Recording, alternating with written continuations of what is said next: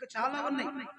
యోబునేమన్నది భార్య, యోబునేమన్నది, భక్తుడైన యోబు యథార్థవంతుడు, నీతిమంతుడు. దేవుడే స్టేట్మెంట్ ఇచ్చాడు, నా భక్తుడు, నా బిడ్డ. యోబు లాంటి వాడు లేడని స్టేట్మెంట్ ఇస్తే సాతాను అంటుంది, చూసారులే అంటుంది కదా.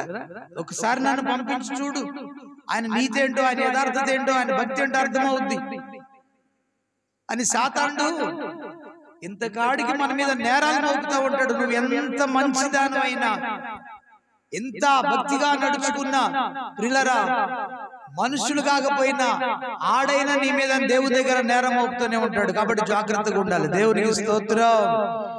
సరే, సాతానుడు అంటే అనుకోవచ్చు, భార్యలోకి దూరాడు, భార్యలోకి వెళ్ళిపోయి అంటున్నాడు, దేవుని దూషించి చావరాదా అంటే మరణం కమ్మంటే అదే కొద్ది క్లాస్, ఇదేం కొద్ది మాస్.